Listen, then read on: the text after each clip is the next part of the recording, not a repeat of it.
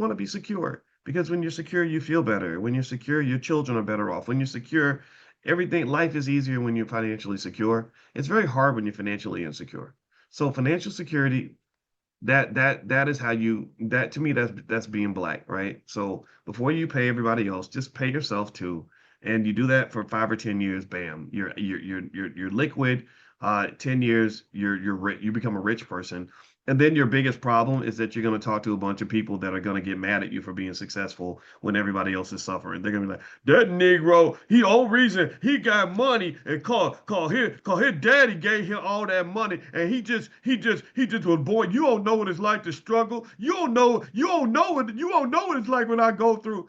It happens. They do that deliberately. People manipulate us so much. The politicians and everybody, they want you to just really hate anybody who is doing well so that when they come around and say, "Hey brother, I want to help you out. I want to show you how to do what I did."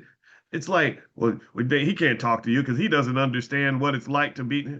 How do you know that? You don't know that. There's millions of people that look like us who started from the bottom and actually found a way to achieve financial security. And I think that the part of the reason that the division is pushed and that it occurs is because I really just think that there are people that need you to be hopeless so they can be the one supplying the hope. It reminds me of how an abuser, they say, when you study the psychology of abusive men and abusive women in relationships, what they do is they isolate you from anybody that can help you. They don't want, because they want you to think that they're your only hope. That's why the hooker loves the pimp, right? Why you love the pimp? He is not your friend, but that's what he should convince you that he is. So anyway, let me stop talking about that because I don't want to make nobody mad or offend anybody.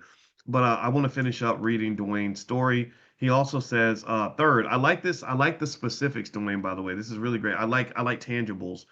So the third, he says, third, I built a fund which allowed me to buy 100 shares of stock and I sold covered calls and I make weekly income selling stock options and the quality of my family has improved tremendously. Look at that.